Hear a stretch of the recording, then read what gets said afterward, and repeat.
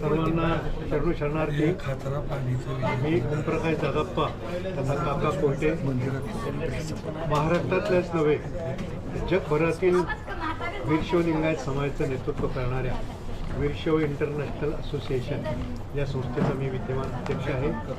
त्याचप्रमाणे लिंगायत समाज बांधवांच्या 14 पूर्वजातींना ओबीसी आरक्षण ज्या संघटनेनं मिळवून दिलं त्या लिंगायत संघर्ष समितीचा मी समन्वयक आहे. आणि आज लातूरमध्ये या दोन्ही संघटनांच्या वतीनं लातूरमध्ये वीरशैव इंटरनॅशनल असोसिएशन ज्याला आम्ही शॉर्ट फॉर्ममध्ये व्हाया म्हणतो त्या व्हाया बिझनेस एक्सपो जे आत्तापर्यंत भारतात 12 ठिकाणी आयोजित केले होते तसा व्हाया बिझनेस एक्सपो लातूरमध्ये आयोजित करण्याकरता ही बैठक बोलवण्यात आली होती. या बिझनेस एक्सपोमध्ये 100च्या वर महाराष्ट्रातील वीरशैव लिंगायत समाजातील उद्योगपती व्यावसायिक यांचे स्टॉल्स असणार आहेत. 100च्या वर छोट्या छोट्या मशिनरी असणार आहेत. त्या मशिनरीच्या माध्यमातून महिलांना आणि तरुणांना त्यांच्या हाताला काही काम मिळेल, ती मशिनरी कशी चालवायची, त्याचप्रमाणे त्या मशिनरीवर प्रोडक्शन कसं घ्यायचं, त्याचं पॅकिंग कसं करायचं, ब्रँडिंग कसं करायचं, मार्केटिंग कसं करायचं याचं मार्गदर्शन वीरशैव लिंगायत समाजातल्या तरुणांना आणि महिलांना याच्यामध्ये होणार आहे. त्या व्यतिरिक्त समाज बांधवांच्या तरुणांना नोकऱ्या मिळण्यासाठी रोजगार मेळाव्याचं आयोजन केलं जाणार आहे. आतापर्यंत व्हायाच्या माध्यमातून 14,000 सुशिक्षित तरुणांना रोजगार देण्यात आलेला आहे. त्या व्यतिरिक्त आणखी एक महत्त्वाचा उपक्रम या ठिकाणी ठरलेला आहे की वीरशैव लिंगायत समाजाची लोकसंख्या ही महाराष्ट्रामध्ये 90 लाखाच्या वर आहे. असं असताना सुद्धा जेवढी आमची लोकसंख्या आहे, जसं जी म्हण आहे की लोकसंख्या में जितनी हिस्सेदारी उतनी मिळणी चाहिए सत्ता में और संघटना में भागीदारी, ही टॅगलाईन घेऊन आम्ही लातूरमध्ये एक लिंगायत हक्क परिषदेचं आयोजन करणार आहोत. आतापर्यंत आम्ही अनेक वेळा अनेक शासनांकडे गेलो, अनेक शासन बदलले, तरी आमच्या काही मागण्या अद्यापही प्रलंबित आहेत. त्या मागण्या मान्य करून घेण्यासाठी आम्ही आताकडे शासनाकडे जाणार नाही. सरकारनं किंवा वेगवेगळ्या पक्षांनी आमच्याकडे आले पाहिजे. तो आमचा हक्क आहे, तो आमचा अधिकार आहे. या हेतूनं लिंगायत हक्क परिषदेचं आयोजन लातूरमध्येच करण्यात आलेलं आहे. या सर्व कार्यक्रमांचं स्वागताध्यक्षपद आपले लातूरचे शिक्षणतज्ज्ञ उमाकांतजी होनराव यांनी स्वीकारलेलं आहे. आणि याच्या नियोजनाची जबाबदारी प्रेरणाताई होनराव, संजयजी शेटे या सर्व आमच्या समाज बांधवांनी लातूरमध्ये घेतलेली आहे. आणि या 2 संघटनांच्या वतीनं जरी आजची बैठक आयोजित केलेली असली तरी महाराष्ट्रातील सर्व संघटनांना माझं आपल्या माध्यमातून आवाहन आहे की त्यांनी या उपक्रमामध्ये सहभागी व्हावं.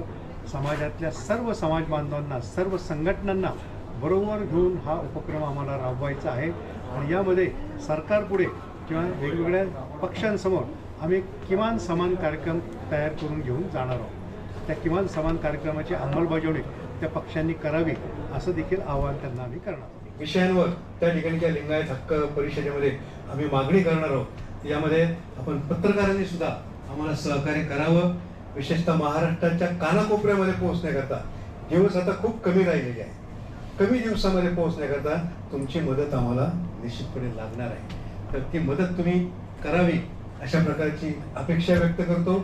त्यानंतर प्रेरणाताई बोलायचं आहे की आजच्या तुमच्या बैठकीमध्ये लातूर विधानसभा मतदारसंघामधून कुणाला उमेदवारी द्यावी काही चाचपणी झाली का? चाचपणी आम्ही काहीच केली नाही.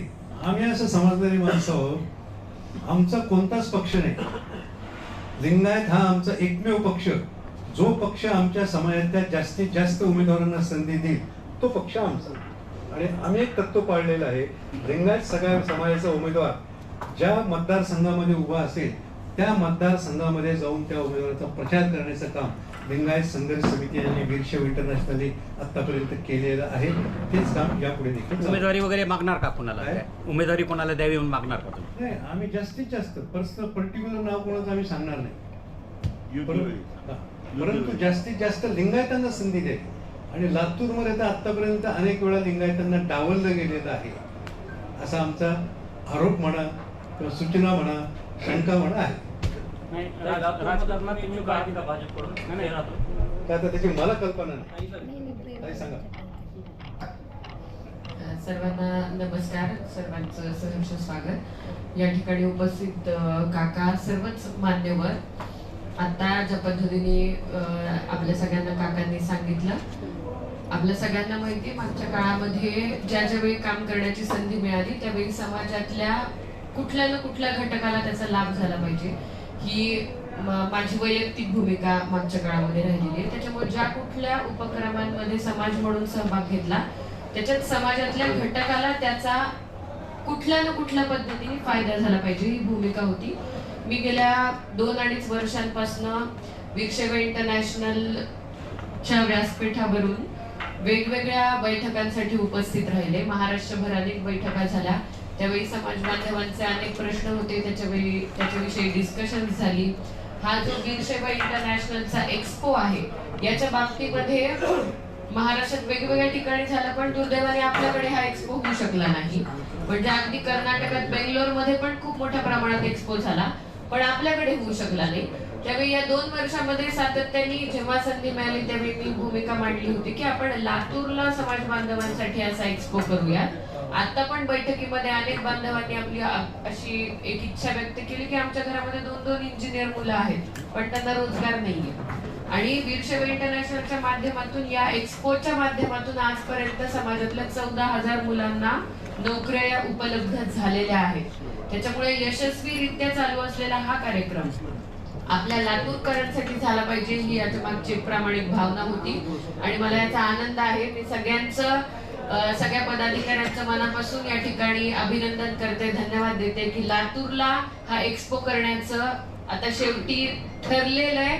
आज इतक्या मोठ्या प्रमाणावर समाज बांधवाले सगळ्यांनी एकमताने ठरवलं की एक्सपो करूयात आणि समाजातल्या बेरोजगार तरुणांना आपल्यातच जे रोजगार उपलब्ध करून देऊ शकतात त्यांचा मेळ घालून देण्यासाठी हा एक्सपो अतिशय चांगला असेल आणि रोजगाराच्या नव्या संधी आपल्याच लोकांकडून आपल्याच तरुण बांधवांसाठी होतील ही त्याच्या मागची प्रामाणिक भावना आहे. आणि सगळ्यांनी जबाबदाऱ्या अतिशय उत्साहाने घेतल्या. म्हणजे अगदी आर्थिक मदती करण्यासाठी सुद्धा समाज बांधवांनी अतिशय हिरिरीने पुढाकार घेतला, मनुष्यबळासाठी पुढाकार घेतला, वेळ देण्यासाठी पुढाकार घेतला. त्यामुळे ही बैठक मला वाटतंय काकांच्या या अध्यक्षतेमध्ये अतिशय यशस्वीरित्या पार पडलेली आहे. हे सगळं होत असतानाच आपल्या सगळ्यांना माहितीये, पत्रकार बंधू आपण गेल्या अनेक वर्षांपासून माझ्यापेक्षा जास्त मोठे अनुभव असलेले तुम्ही सगळेजण आहात. मागच्या काळामध्ये लोकसभेला देखील समाज बांधवांनी काही जागांच्या संदर्भामध्ये बोलणं केलं होतं आणि आता विधानसभांच्या इलेक्शन्सला घेऊन पण निरनिराळ्या पक्षातल्या निरनिराळ्या लोकांची निरनिराळी मतं या ठिकाणी ऐकायला मिळाली. आणि मला वाटतं चंद्रकांत अण्णा बिराजदार होते, आपल्या स्मिताताई होत्या, सगळ्याच संजू भाऊ आहेत. या ठिकाणी पॉलिटिकल पार्टीचे, शिवसेनेचे प्रतिनिधी होते, सगळ्याच पार्टीमधनं लोक आले होते. त्यांनी समाज बांधव म्हणून आपल्या अपेक्षा व्यक्त केल्या आणि सगळ्यांचं असं एकमताने ठरलं की जी पॉलिटिकल पार्टी जास्तीत जास्त जागा देण्यासाठी प्रयत्नशील असेल त्यांच्या बाबतीमध्ये विचार केला गेला पाहिजे. आणि तशी विनंती आता काकांनी सांगितल्याप्रमाणे सर्व पॉलिटिकल पार्टीजनं करण्याचं समाज बांधवांनी ठरवलं. आणि याच अनुषंगाने आता ज्या काही तारखा ठरतील त्या अनुषंगाने हा कार्यक्रम यशस्वीरित्या पुढे घेऊन जायचा आम्ही प्रयत्न करू. आता आणि लिंगायत हक्क परिषद या व्यासपीठाअंतर्गत या सगळ्याच प्रकारच्या मागण्या असतील, माझ्या मंगळवेढ्यासाठीच्या असतील, बऱ्याच आहेत. म्हणजे फक्त राजकीयच आहेत अशातला भाग नाही, सर्वच समाजातल्या एकंदर आवरण आपण कव्हर करू शकतो अशा सगळ्या मागण्या आहेत. अशा पद्धतीने बैठक संपन्न झाली. इच्छुक आहात का आपण? मला वाटते मी भारतीय जनता पक्षाची गेल्या 8 वर्षांपासून एक प्रामाणिक कार्यकर्ता म्हणून काम करते. जी जबाबदारी पार्टीने मला दिली ती 24/7 365 डेज ग्राउंड वरून कधी न हटता पूर्ण करणारी मी कार्यकर्ता आहे. आणि भाजपाचा हा एक नियम आहे, मी म्हणल्याप्रमाणे जी जबाबदारी दिली ती 100% पूर्ण केली. मग नांदेडमध्ये महापालिकेला नांदेडच्या गल्लीत पाठवलं किंवा मग दिल्लीला पाठवलं तरी पण ती मी 100% पूर्ण करण्याचा प्रयत्न केलाय. पार्टी या अनुषंगाने जे काही डिसिजन्स घेईल त्याच्यासाठी मी कार्यरत असेल. कोण कोण इच्छुक आहे आपल्या पार्टीमध्ये? ते आता आपलं काम आहे, आपल्याला कळेल ते. मी इच्छुकांकडे लक्ष कशी काय ठेवणार. राजकीय लोकसंख्येच्या तुलनेनं तुम्ही म्हणताय किंवा आपल्याला पक्षामध्ये भागीदारी भेटायची आणि जर नाही भागीदारी दिली तर नाही भागीदारी तर आम्ही पुन्हा बैठक घेऊन विचार करू त्याच्यात. जो पक्ष भागीदारी देईल त्याला आम्ही मदत करू.